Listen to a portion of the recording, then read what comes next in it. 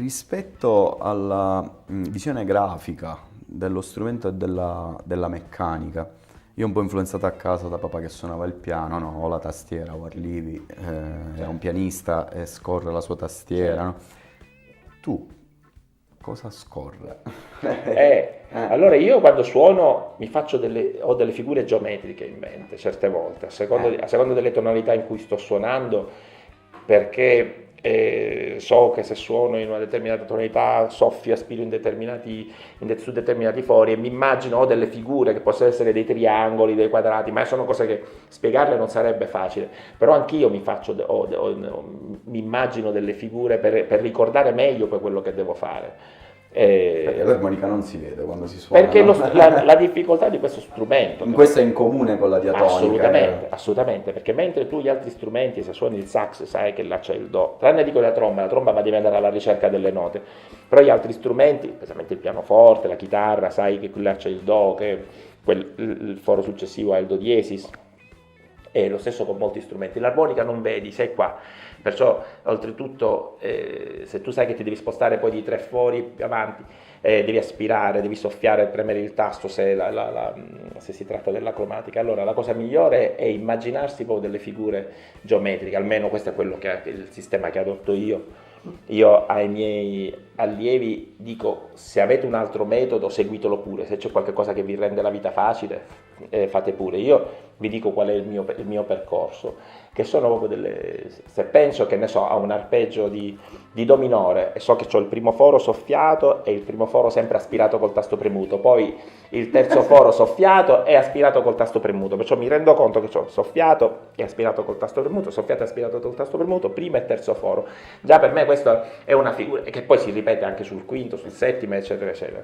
E allora io ho l'immagine in un certo modo, lo disegno in un certo modo ai ragazzi che vengono da me e per loro, diciamo, diventa anche più semplice poi affrontare questa tonalità come le altre tonalità. Ci aiutiamo così come possiamo, perché l'armonica non è certo uno strumento facile, oltretutto non viene quasi mai considerato neanche uno strumento, perciò se parli poi di solito con un musicista, anzi una cosa che io racconto sempre, caro Dino, se mi permetti, diciamo, questa è la mia esperienza, che voi forse suonando la diatonica non l'avete neanche fatto perché neanche vi siete avvicinati al conservatorio. Esatto. Io mi sono avvicinato, sono andato perché volevo studiare musica, perché volevo fare come i bravi musicisti, però al conservatorio mi hanno detto, poi quando mi hanno chiesto che vuole, lei diceva: no, sono qua perché vorrei studiare musica, e quello me l'ha detto, diceva: bravo, lei è nel posto deputato per lo studio della musica, ma ci dica qual è il suo strumento. E io ho detto, tra l'altro l'ho detto con orgoglio, io dico, l'armonica cromatica. Ho detto, no, dice: guardi, qua insegniamo strumenti musicali, non giocattoli, e mi indicò un negozio di giocattoli di Palermo qualche anno fa. E là hai preso lezioni esatto, no, io poi ero disperato, però poi un giorno mi trovavo a Milano e trovai alla Ricordi un fogliettino di carta con scritto lezioni di armonica cromatica, Willy Burger, già quel fatto che avesse un nome straniero, ho detto wow, già io mi sentivo a suonare al Madison Square Garden, mi immaginavo cose meravigliose. Che poi ci sei? No, Madison Square Garden no, a New York ho suonato, no, Madison Square Garden, Madison Square Garden è dura, diciamo, però ho suonato, mi parlo, a New York University, sono tanti posti in Italia, però devo dire, se mi consenti, diciamo, c'è un posto, perché molto spesso mi chiedono: ma qual è il posto che ti è piaciuto di più? A volte le esperienze più belle sono anche in posti strani, tipo per esempio sono andato a suonare in Mozambico su un'isola che si chiama Ignaka, dove c'erano le tribù vicine che proprio con le tende, col fuoco, perciò non era il prestigio del posto. Proprio quello è stato bellissimo, però uno dei concerti anche più belli per me è stato alla Fenice di Venezia. Devo dire, fine concerto, quando c'è l'adrenalina che va via, diciamo, hai una sensazione che è andata bene. Salire sul battello, perché si esce dal retro e sei sul battello e ti ritrovi sul Canal Grande con lo smoking, ti senti 007, che è una cosa è una cosa molto... Una curiosità, Giuseppe. Sì. Per essere un professionista, quante ore al giorno? Non c'è, allora, un tempo si diceva devi studiare almeno 8 ore, almeno 6 ore. Io inizialmente, siccome cominciai tardi, questa è una cosa che dico perché è una cosa che magari c'è chi si avvilisce del fatto che inizia a suonare tardi, non è mai troppo tardi, no? Perché poi comunque riuscire a comunicare un'emozione si può comunicare anche in poco tempo. Se vuoi diventare il più grande virtuoso di uno strumento, che sia il violino, che sia l'armonica, certo quello necessita di tanto tempo e di tanto studio. Però siccome la cosa più importante, come diceva Jerry Lewis, dice un artista ha solo un compito, che è quello di comunicare un'emozione, che possa essere far ridere, commuovere, e questo lo puoi fare a volte anche con poco, anche con una nota sola.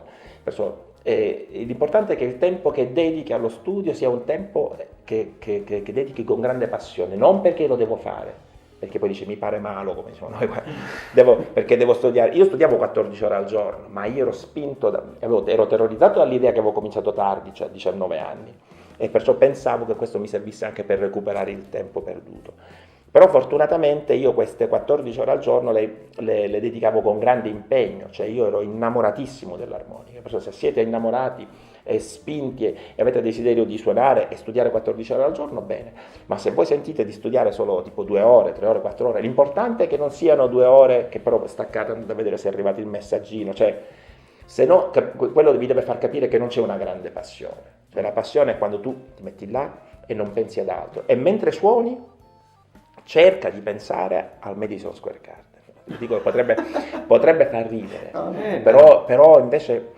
io cos'è che pensavo? È un po' quasi lo scopo, no? Ma certo, io cos'è che pensavo?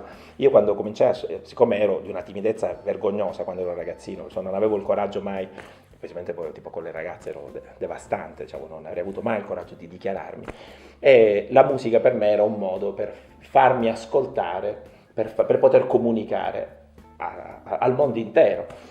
Io quando ero ragazzino, perciò cominciai a suonare a 19 anni, io non è che mi immaginavo tanto al Madison Square Garden, questo ci ho pensato un po' dopo, io mi immaginavo di suonare al Giardino Inglese, in modo che mi potessero vedere le persone che mi conoscono, perché comunque quello è il desiderio, tu vuoi comunicare, diciamocelo chiaramente, diciamo, la musica è perché tu vuoi dire qualche cosa, è una dichiarazione d'amore, può essere nei confronti del mondo intero, di una donna, di chi che sia, la musica è una dichiarazione d'amore. Perciò mentre suonate, mentre studiate le scale che vi stanno rompendo le scatole, che le odiate, pensate che però quelle scale non suonatele facendo io le faccio studiare le scale, ma le faccio suonare già con espressione, per esempio.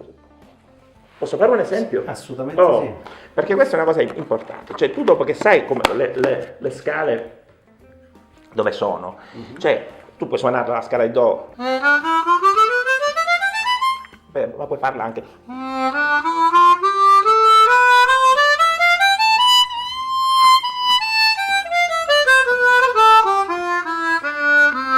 per dire, e diventa già un po' più musica, cioè cerca di pensare mentre stai facendo una scala che stai facendo anche come se fosse una composizione, e per dire, quando arrivi poi sulle note alte, per il bending, proprio di utilizzarlo, cioè.